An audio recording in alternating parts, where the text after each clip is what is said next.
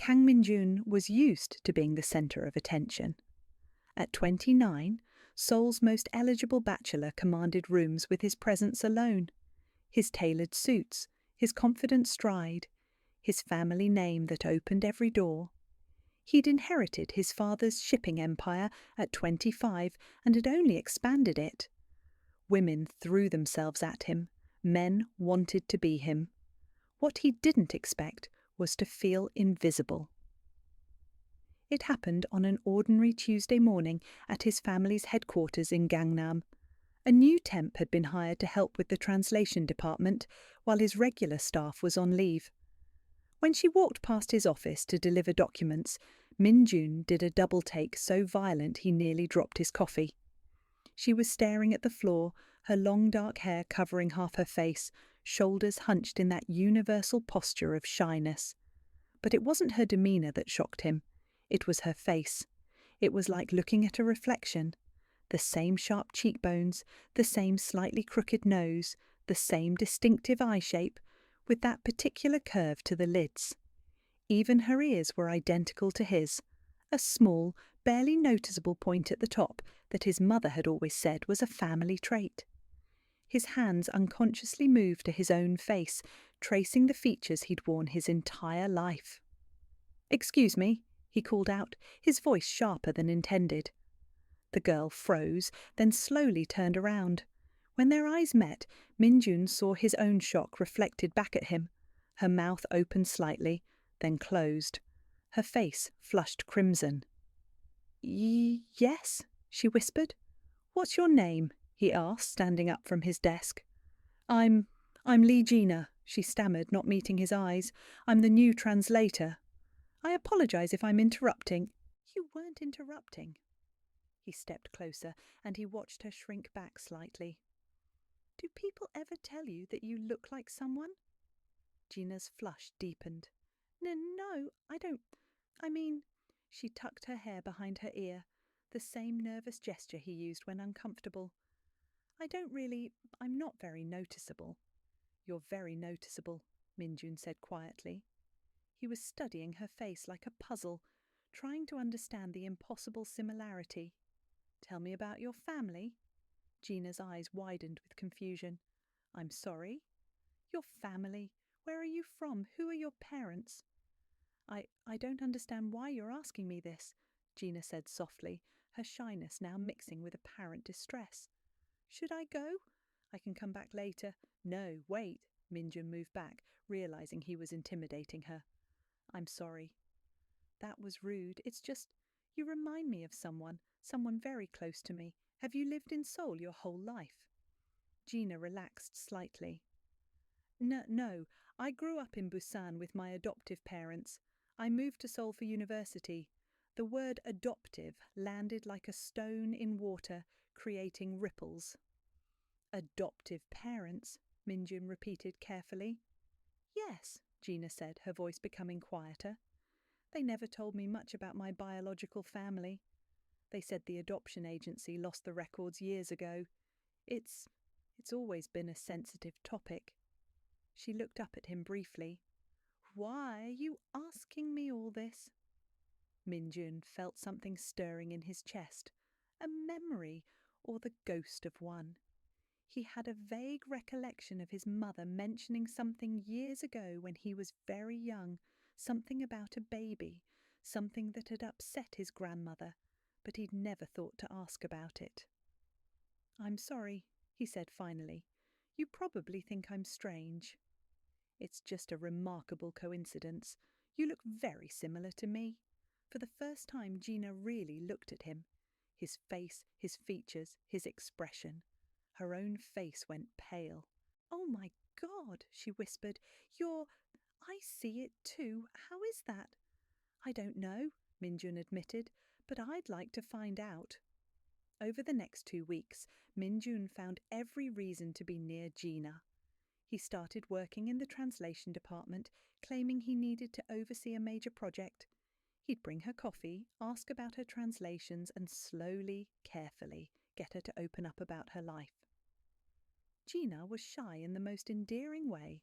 She'd stumble over words when excited about a project, hide her smile behind her hand, and sometimes trail off mid-sentence lost in thought. But she was also brilliant. Her translations were poetic and precise, capturing nuances that others missed. The more time Minjun spent with her, the more he saw himself in her mannerisms, her way of thinking, her dry sense of humour that emerged once she felt safe. They discovered dozens of similarities beyond their appearance. They both had an inexplicable love of old jazz music. They both habitually checked their watches at the same time. They both ordered their tea with exactly 2 teaspoons of honey. They both had a small birthmark on their left wrist. They even had the same sleep schedule, both early risers who struggled to sleep past 5 in the morning. "This is so weird," Gina said one afternoon as they sat in Minjun's office after everyone had left. She'd finally started to relax around him, and he treasured these quiet moments. "It's like I'm looking at what I might have been if I'd lived a different life." "What if it's not a coincidence?" Minjun asked gently. Gina looked down at her hands. "What do you mean?" "What if we're related somehow?" He'd been building up to this carefully. "Your parents are adoptive. My family has never been that large. I only remember being an only child, but I also remember my mother being sad sometimes in a way I didn't understand. And then I remembered something, a fragment of memory from when I was very small. My grandmother telling my mother something about a baby. At the time, I thought she was talking about a cousin." "You think we might be—" Gina couldn't finish the sentence. "Siblings," Minjun said. "I think we might be siblings." The word hung in the air between them, impossible and yet somehow exactly right. They began their search carefully, working around Minjun's busy schedule and Gina's shyness about the whole situation. Minjun hired a private investigator, but he and Gina did much of the legwork themselves, staying up late in his penthouse, going through old records and family documents. Gina's adoptive parents, when gently questioned, remembered very little. The adoption had been arranged through an agency that no longer existed, the records destroyed in a fire decades ago. But they remembered the date, approximately 29 years ago, which matched both Minjun and Gina's ages perfectly.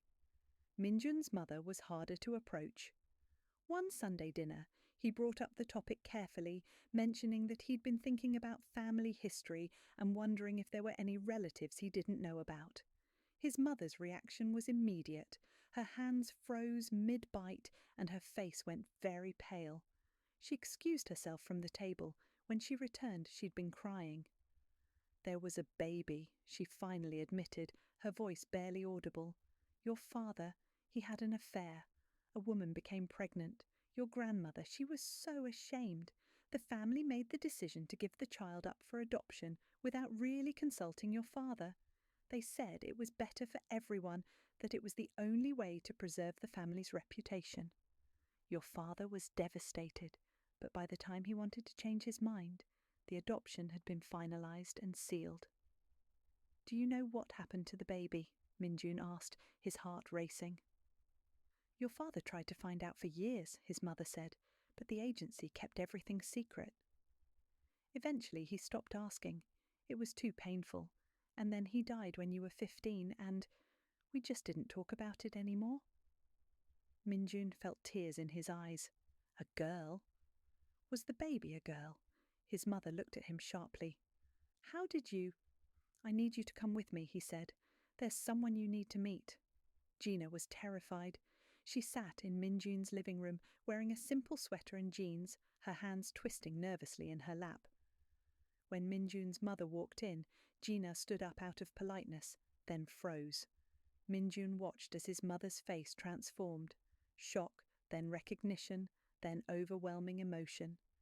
She moved toward Gina slowly, as if approaching something fragile and precious.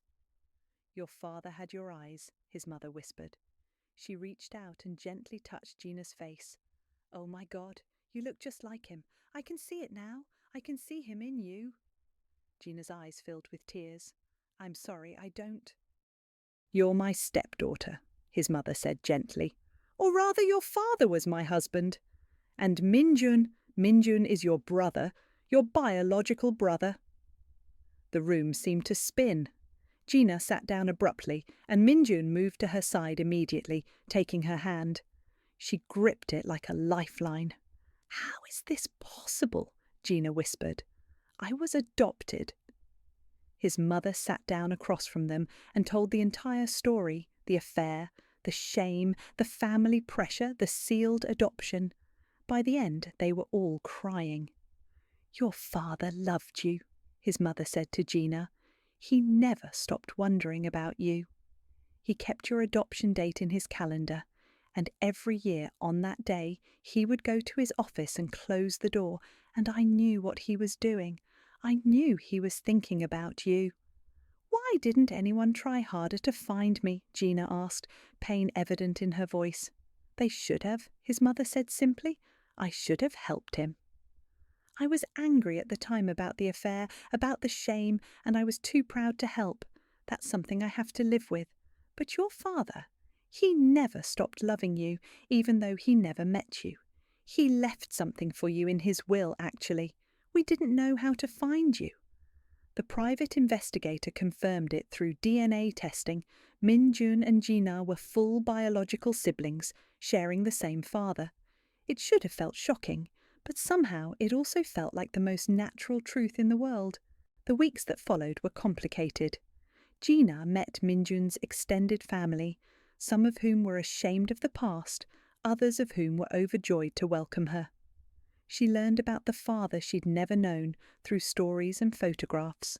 She discovered she'd inherited not just his facial features, but his love of languages, his patience with detailed work, his quiet strength. Minjun, for the first time in his life, wasn't alone at the top of the family hierarchy. He had a sibling who understood the weight of the Kang name in ways that no one else could. They started having weekly dinners, then daily phone calls.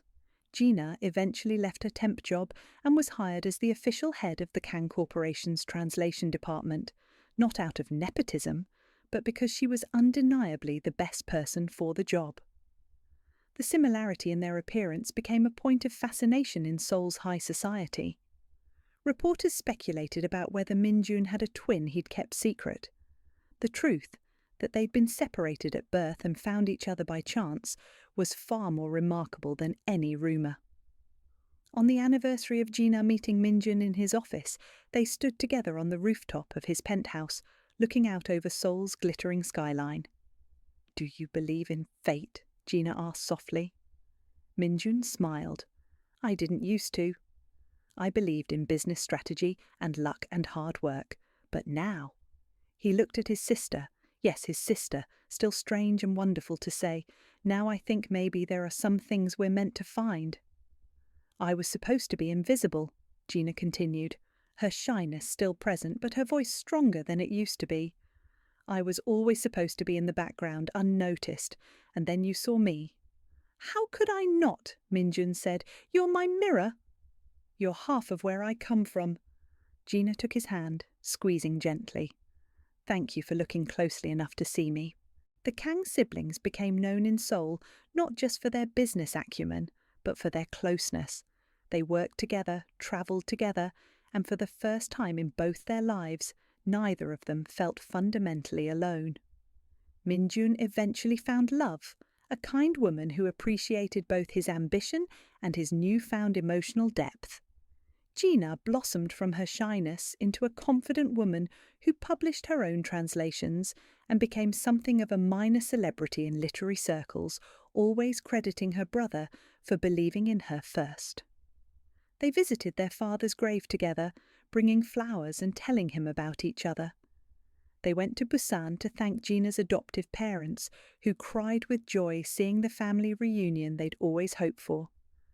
And sometimes, late at night, Minjun would look at old photographs of his father and see the same features reflected in Gina's face, and he understood that some connections run so deep they transcend time and separation. Some people are meant to find each other against all odds. The mirror reflection had become a mirror soul, and in finding his sister, Minjun had finally found a piece of himself he'd never known was missing. They were no longer lost. They were home.